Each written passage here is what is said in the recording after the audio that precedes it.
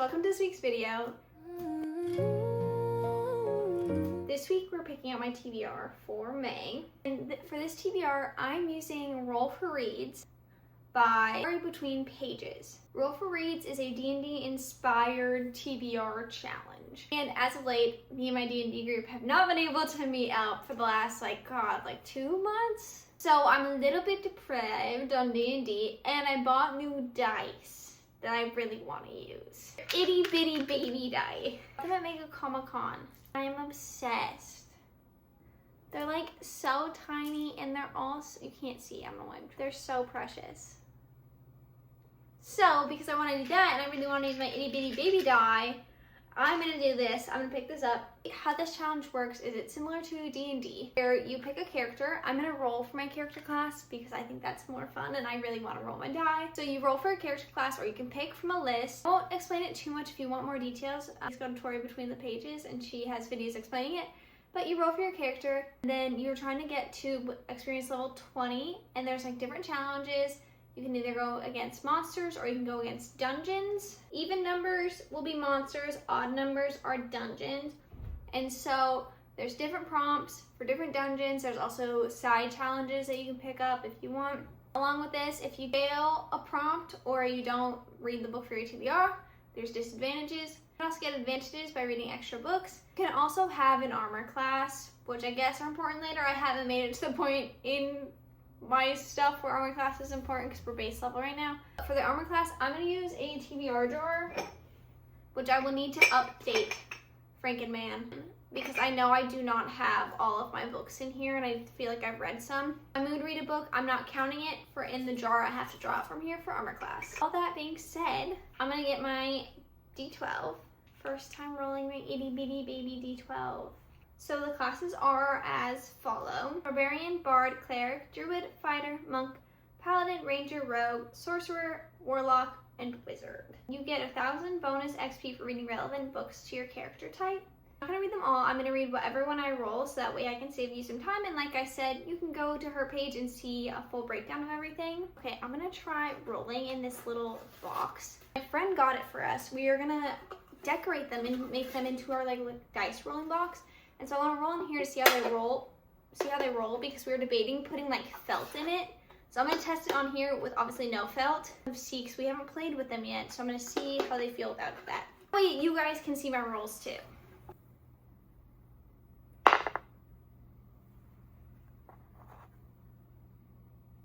Okay, so with an 8, that makes my class a ranger. Here's the blurb for the ranger. So rangers, the kind of books that go with it are survival or dystopian book, a wilderness survivor, or adventure story. I don't know how many of those I have on my TBR, but I'm excited nonetheless. So the next part of this is rolling for monsters or dungeons. There's up to 60, I believe, which is 3 D20s or 3 20-sided die. So in addition to rolling my little guy, I'm also going to use some of my full-size dice roll as well. Let me find what ones I want to use for this. My first roll will just be a D20. My second roll will be 2 D20s, and my third roll will be 3 D20s. We'll see after I get 3 rolls where I'm at with my TBR because this can be a lot and it can be a little, so I don't know how many books I want to pick yet. So we'll figure that out as I go too. Quick die tour. Obviously, I'll just messed up right now because I just keep them in a little jar. Okay, here are my dies with my sets. These are just the jade ones. These ones I got for my birthday. This was a random pull. These are obviously my baby die that I got from a seller at Mega Comic-Con. These I also got a seller at a different version of Comic-Con. These ones, they're a mismatch, but they match with my friend. So I have this shiny D20. She's got a shiny D4. They mismatch, they're matching, but they don't match. This is my metal set. I love this set. I also got this at a Comic-Con. And then this is my first set ever, and I got it in a blind box. I want to say that to do this challenge, you don't have to buy anything. You don't have to have die. To play D&D, you also don't have to have die. I like to hyperfixate on hobbies, so D&D was the hobby I was hyperfixating on. So I bought a bunch of dice because that was fun. And also because I go to Mega Comic-Con, I've gone to other Comic-Cons, and I like to support small businesses. So, some of the die I did buy just from Amazon or whatever. But some of my other die I do like to buy small businesses, and any die I buy in the future will also be from small businesses because I think it's important to support them. But you don't have to have physical die to play D&D or to play this game. There's die online that you can play with. I'm obviously going to use baby die, but I'm also going to use my metal dual-sided die. I love this dice. This is one of my favorite. And I'm going to use my original one, which is a little frog. I don't know if you can really tell. It's a little frog. I'm going to roll for my rolls so that way I can get some variety. Once again, you don't need multiple sets of die to do this. You can just get your one and just re-roll your one, or just re-roll it online. So, just so you know. Okay, roll one. I'm kind of nervous. What is that?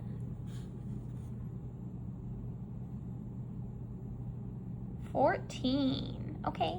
So 14 is an even number, which is going to be a monster. And 14 is Glabaruzu. Takes great pleasure in destroying mortals through temptation, and these creatures are among the few demons to offer their service to creatures full enough to summon them. Although Glabaruzus are devastating in combat, they prefer to tempt victims into ruin using power or wealth as a lure, engaging in guile, trickery, and evil bargains. A Glabaruzu hoards riches that it uses to fulfill promises to short-sighted summoners and weak-willed mortals. Challenge rating 9, 5,000 XP. The prompt is read a book with a morally gray love interest, a dark romance, or a trickster beguiling character. Reading a book like this will help them learn the demon's true nature and then take control. I think this works for this. I would say this is a trickster beguiling character. Is The Mask of Mirrors by M.A. Carrick. This is the first book in the Rick and Rose series. Here's the little blurb on the back because I think it works. Fortune favors the bold, magic favors the liars. Ren is a Carnage who has come to the sparkling city of Nadzera with one goal, to trick her way into a noble house, securing her fortune and her sister's future. I would say that's a trickster. Her masquerade is just one of many, and as a corrupt nightmare magic begins to weave its way through the city of dreams, the poisonous feuds of its nobility and the shadowy dangers of its impoverished underbelly become tangled with Ren at their heart. I'm excited. This was on my TBR actually like 2 months ago. It's not that old. It was actually in my TBR pile to be talked about. But I am excited. I think this works perfectly. A trickster. Like, right on. In the name, in the book. I think it works. So this will be book 1 on the TBR. Now we're going to be rolling 2 die. I have to do math. Shit. 4.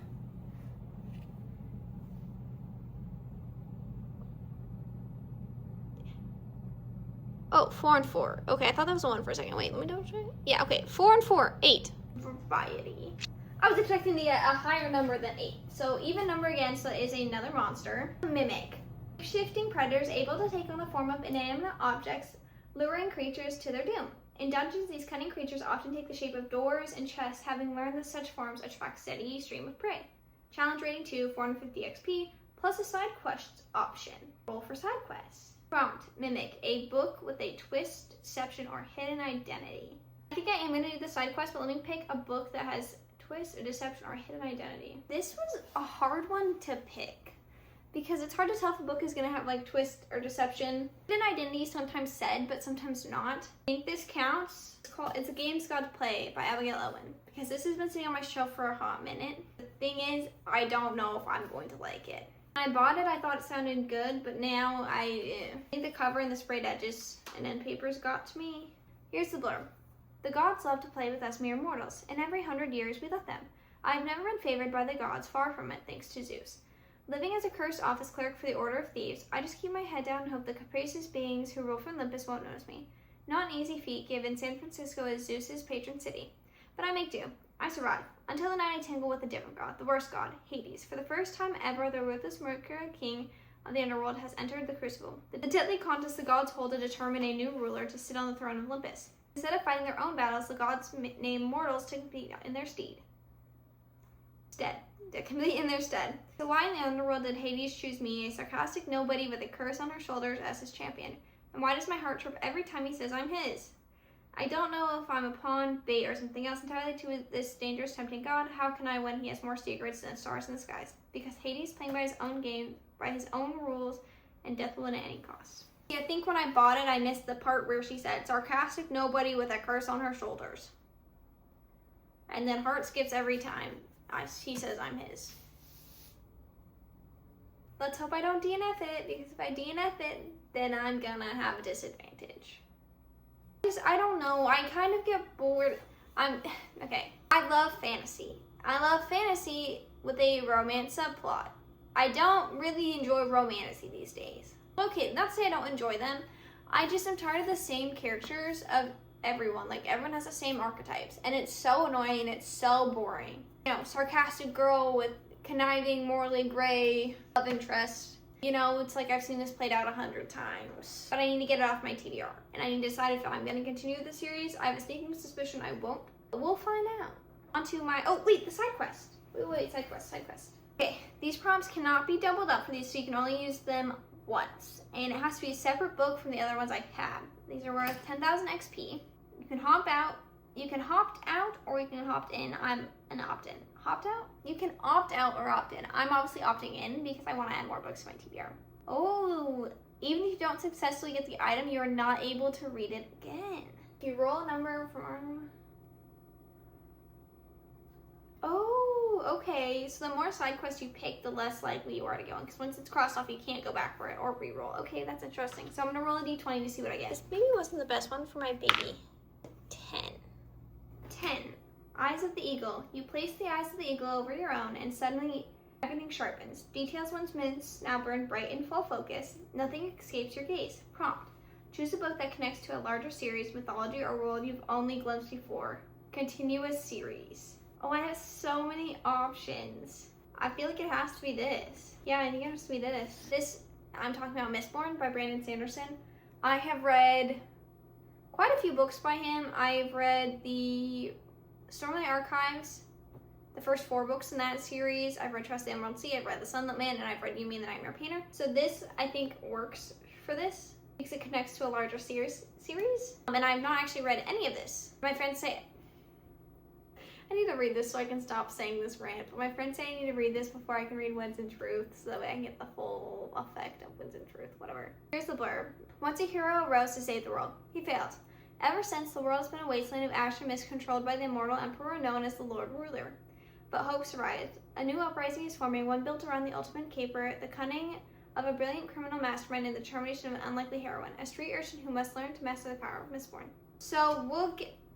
Damn, this book is already so beat up and I have not even read any of it. But we'll give Mistborn another chance. Maybe this month. This is the month. We'll get to it.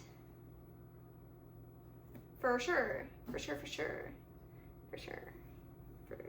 Okay, I'm hoping with this one we get at least double digits. That was really loud. Okay. 9 plus 5 is 14.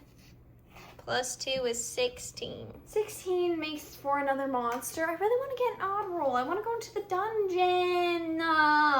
Also, I want to get higher than 20. 16. Dryad. Travelers entering a forest might catch a glimpse of a feminine form flitting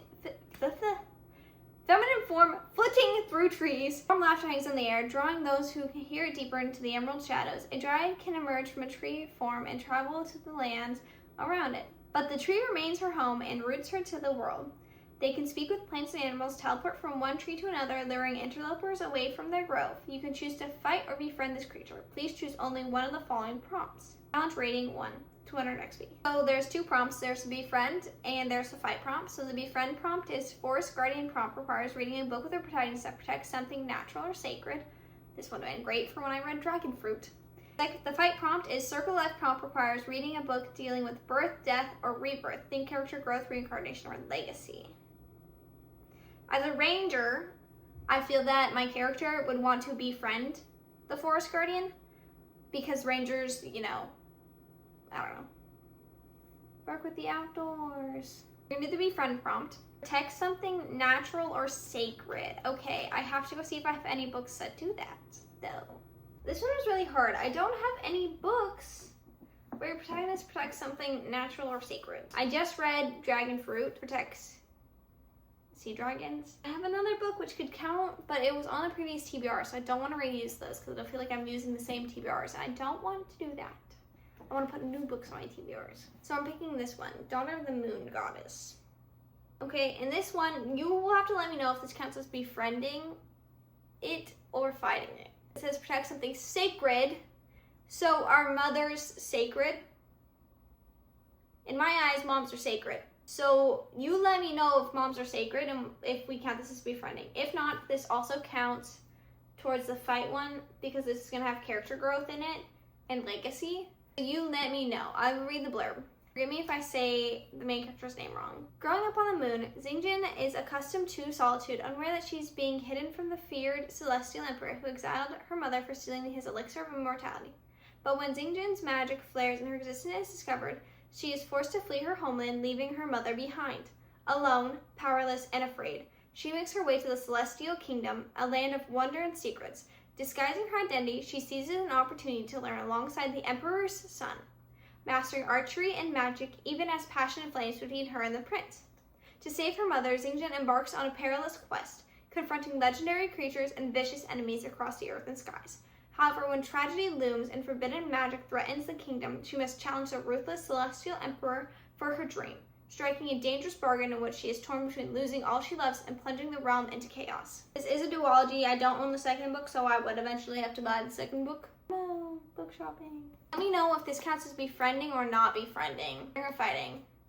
I want it to be befriending, but you tell me if moms are sacred. I'm trying to save her mother, so you let me know. I'm gonna roll one more time. Maybe 2 more times. I like to have 6 books on my TBR and have some variety when I'm picking what I want to read. So we'll see. Also, I want to get a dungeon. I really want a dungeon. So hopefully I can get a dungeon. I just roll 2. I'll just roll 2. No baby die. Oh! 2 nat 20s! Do we get anything for a nat 20? That's 40, but it's also 2 nat 20s. I don't remember it saying anything for a nat 20. Usually in game, if you get a nat 20, you always hit. I don't remember there being anything here about nat 20s. Oh, that's kind of sad. She didn't put anything in for a nat 20. I think that would have been sick. 40 is a howler. When the night grows too quiet and the wind seems to hold its breath, the howler begins to sing.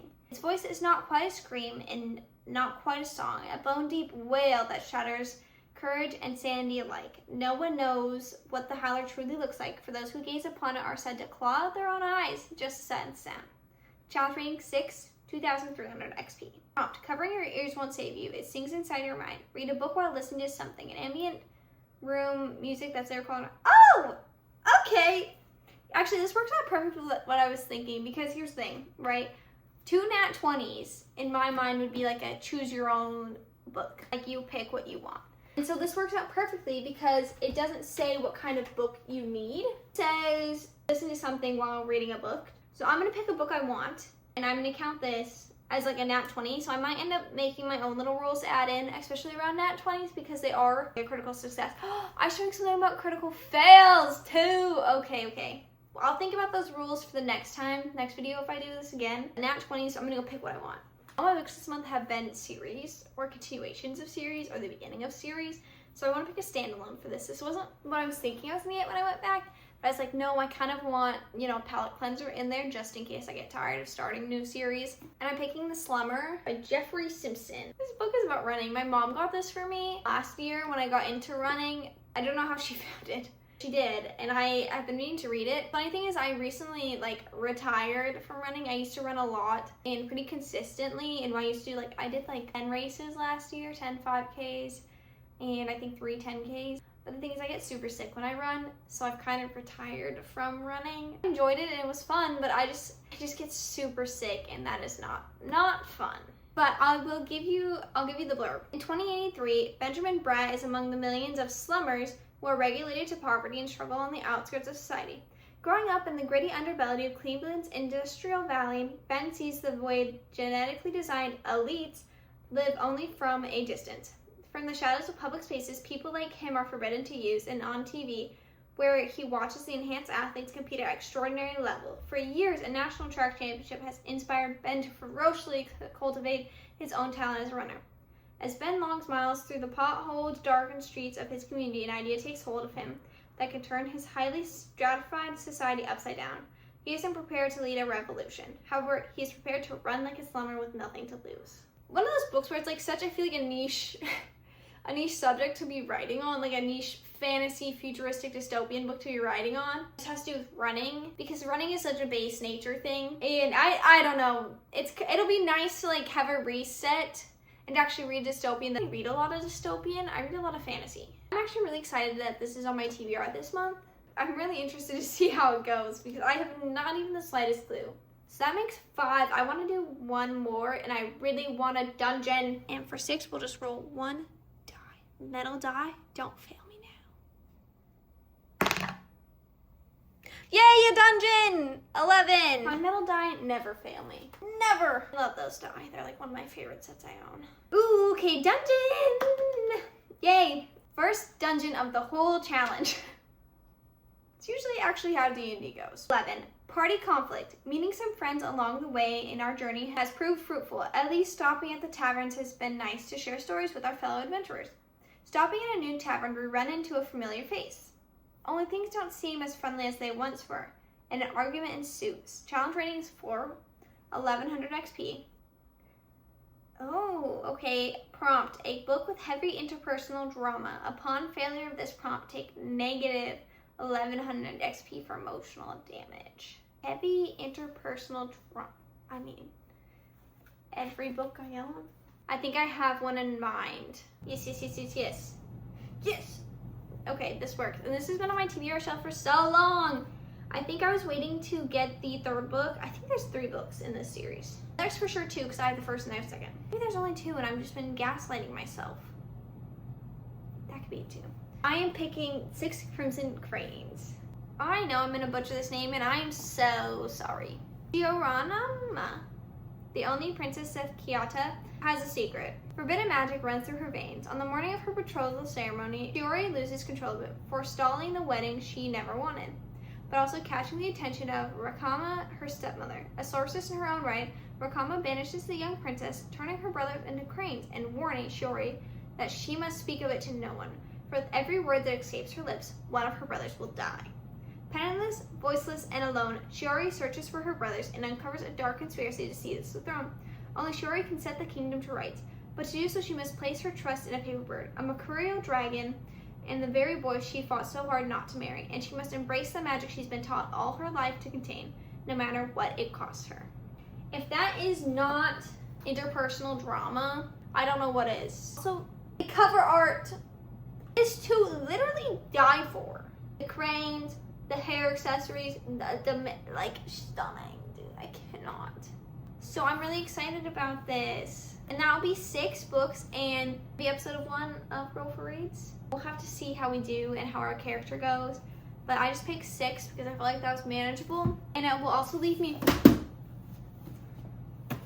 Sorry. It will also leave me room for if I want to pick other books or use my TBR jar to kind of, do armor class stuff.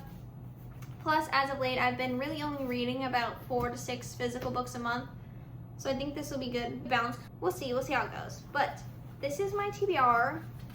I'm super stoked about all the books on here. Some of them are kind of big. So I'm glad we did pick some littler ones. Only one standalone though. Maybe I should have picked a few more. But that's okay. I'm sure it will all work out. We'll find out. I have to name my ranger and figure out what they look like. So if I end up making this a series, I will bring my little character back for the next one. But I'm super excited. I think this is super fun, and I can't wait to see how it goes.